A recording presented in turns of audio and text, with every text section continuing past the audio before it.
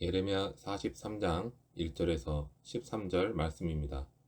예레미야가 모든 백성에게 그들의 하나님 여호와의 말씀, 곧 그들의 하나님 여호와께서 자기를 보내사 그들에게 이르신 이 모든 말씀을 말하기를 마치니 호사야의 아들 아사랴와 가레야의 아들 요하난과 모든 오만한 자가 예레미야에게 말하기를 내가 거짓을 말하는도다.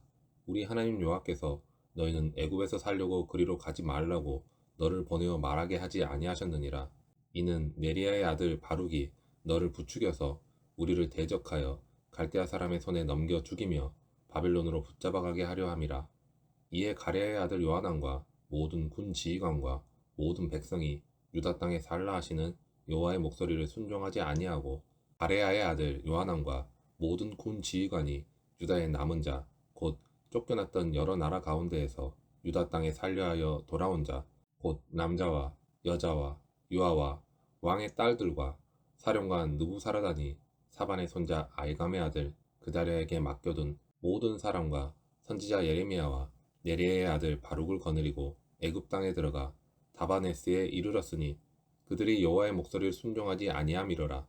다바네스에서 여호와의 말씀이 예레미야에게 임하여 이르시되 너는 유다 사람의 눈 앞에서 내 손으로 큰 돌 여러 개를 가져다가 다바네스에 있는 바로의 궁전 대문의 벽돌로 쌓은 축대의 진흙으로 감추라. 그리고 너는 그들에게 말하기를 만군의 여호와 이스라엘의 하나님께서 이와 같이 말씀하시되 보라 내가 내 종 바벨론의 느부갓네살 왕을 불러오리니 그가 그의 왕좌를 내가 감추게 한 이 돌들 위에 놓고 또 그 화려한 큰 장막을 그 위에 치리라. 그가 와서 애굽 땅을 치고 죽일 자는 죽이고 사로잡을 자는 사로잡고 칼로 칠 자는 칼로 칠 것이라.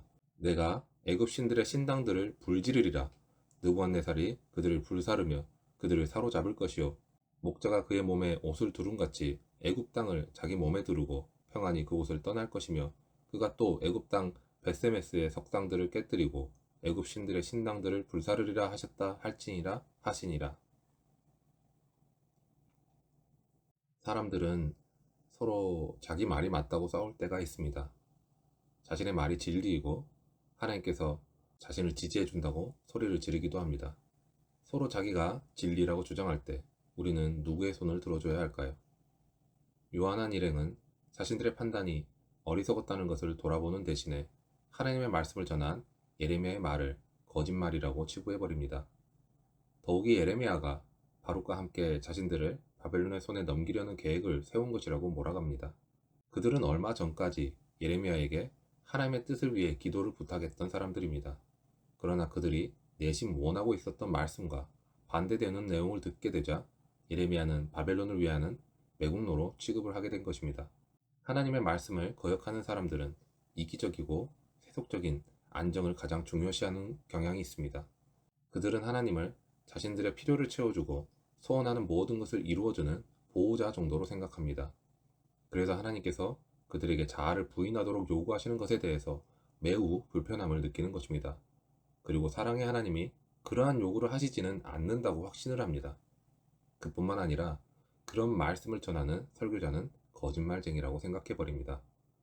인간은 자신의 유리함과 불리함에 따라서 하나님을 남의 편이라고 하기도 하며 또는 우리 편이라고 하는 존재입니다. 2절을 보면 오만이라는 단어가 나옵니다. 이 단어의 히브리어 주드는 거만, 주제넘음, 건방짐이라는 뜻을 가진 단어입니다. 요한 무리는 말씀을 가소롭게 생각했습니다. 그들은 거만했기 때문입니다. 하나님께서는 분명히 우리의 욕망과 욕구를 내려놓도록 요구하십니다. 주님은 당신을 따르기를 원하는 사람이라면 누구나 자기를 부인해야 한다고 자기 십자가를 짊어져야 한다고 말씀하셨습니다. 그러므로 하나님의 말씀이 불편하게 다가온다면 우리의 죄악된 욕망을 버려야 하는 것입니다. 그렇게 죄악된 자기 욕망을 버리고 하나님께로 나아가는 사람에게는 회개하는 사람의 심령을 변화시키시고 그렇게 하나님의 말씀에 순종하는 참된 신자로 빚어주실 것입니다. 예레미야와 바룩은 요한한 일행에게 붙잡혀 애굽까지 끌려갔습니다. 요한한 일행은 완악하고 교만한 마음으로 자신들의 결정을 끝까지 굽히지 않았습니다. 그들은 애굽에 대한 환상을 버리지 않았고 하나님의 말씀에 정면으로 도전했습니다. 예레미야는 애굽으로 도망한 유다 사람들이 장차 겪게 될 하나님의 심판을 상징적으로 보여주었습니다. 그는 유다 사람들이 보는 앞에서 큰 돌 여러 개를 다바네스 궁전의 축대 밑에 묻었습니다. 하나님께서 바벨론의 느부갓네살 왕을 사용하셔서 애국을 점령하게 하시고 그 돌 위에 바벨론 왕의 보좌를 차리게 하실 것이라는 예언을 한 것입니다. 이 예언의 말씀처럼 BC 568년에 느부갓네살은 애국을 침략하고 애국을 굴복시켰습니다. 유다 백성은 자신들을 안전하게 지켜줄 것이라고 찾아간 바로 그곳에서 또다시 하나님의 심판을 경험했습니다. 하나님은 당신의 뜻에 끝까지 거역하는 교만한 자를 대적하시며 그런 자에게 진노하십니다. 그의 교만한 마음 속에는 자기 자신을 하나님으로 여기는 숨은 동기가 있기 때문입니다. 우리가 가장 경계해야 하는 우상 숭배는 자기를 하나님으로 생각하는 교만입니다. 그러므로 우리는 자아의 우상을 버리고 말씀에 순종함으로 하나님께 합당히 행하는 자녀들이 되어야 합니다. 우리는 하나님께 순종하는 것이 얼마나 중요한지 오늘 말씀을 통해서 다시 한번 마음에 새기게 되었습니다. 미국 남북전쟁 중에 링컨이 이런 말을 남겼습니다. 하나님이 우리의 편이 되어주세요 라고 기도하지 마십시오. 우리가 하나님의 편에 서게 해주세요 라고 기도하십시오. 하나님은 기분에 따라 내 편이 되었다가 다른 사람의 편이 되었다가 하시는 분이 아닙니다. 하나님은 항상 진리 가운데 계십니다. 하나님은 변함이 없으신 분입니다. 예수님도 내가 곧 진리다 라고 말씀하셨고 중요한 것은 내가 진리이신 하나님 편에 서 있는가입니다. 불순종하는 자들의 마음에는 자아라는 우상이 자리 잡고 있습니다. 우리가 자아의 욕심을 따라 살아갈 때 하나님의 말씀은 거짓말로 들릴 것이고 우리는 결국 하나님을 거역하는 죄인의 자리로 떨어질 것입니다. 그러므로 우리는 하나님의 말씀을 마음에 채워 자아라는 우상을 무너뜨리고 말씀을 따라 하나님의 뜻대로 나아가야 합니다. 자신의 생각과 계획을 내려놓고 순종하는 것이 하나님의 능력으로 사는 것이며 하나님을 바르게 섬기는 삶의 모습이라는 것을 하나님은 이방인의 순종을 통해서도 드러내십니다. 나아만 장군은 자신의 기준을 내려놓음으로 하나님께서 베푸시는 은혜를 맛보아 알게 되었습니다.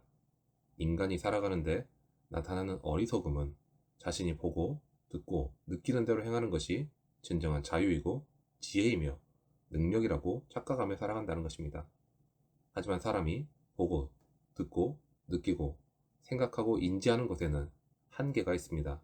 결국 자신이 인식하며 의식하는 모든 것에는 진리를 분별하는 것이 불가능하다는 것을 우리는 인정해야 합니다. 결국 진리는 진리 자체이신 하나님께서 드러내시고 보여주시며 듣게 해주실 때에만 우리가 누릴 수 있는 것입니다. 그리고 그것을 위해서는 자신의 생각과 계획을 버리고 주님의 뜻에 순종하고자 하는 마음을 가져야 합니다. 하나님께서는 자신을 낮추고 긍휼을 구하는 자에게 하나님의 은혜를 베푸시기 때문입니다. 다윗은 시편을 통해서 하나님께 나아가는 자세가 어떤 모습이어야 하는지를 제시하고 있습니다. 시편 131편 1절에서 3절 말씀입니다. 여호와여, 내 마음이 교만하지 아니하고 내 눈이 오만하지 아니하오며 내가 큰 일과 감당하지 못할 놀라운 일을 하려고 힘쓰지 아니하나이다. 실로 내가 내 영혼으로 고요하고 평온하게 하기를 젖된 아이가 그의 어머니 품에 있음 같게 하였나니 내 영혼이 젖된 아이와 같도다. 이스라엘아, 지금부터 영원까지 여호와를 바랄지어다.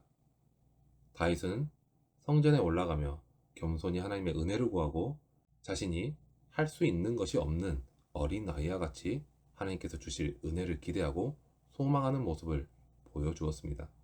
그래서 하나님의 복은 스스로의 기준을 깨지 않는 사람들의 꽤나 죄악의 방법이나 교만한 자세로 살아가는 사람들에게는 주어지지 않는 것이며 오직 주님의 말씀을 가까이 하고 묵상하며 주님의 뜻을 찾는 자에게 주어지는 것을 알 수 있습니다.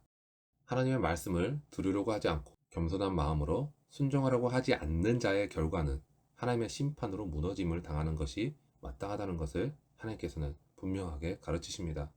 오늘도 하나님의 말씀 앞에서 자신의 생각과 계획을 내려놓고 오직 주님의 긍휼하심을 힘입어 주님의 인도하심을 따라 살아가는 것이 가장 귀한 지혜이며 능력이라는 것을 다시 한번 고백하는 우리 모두가 되기를 바랍니다.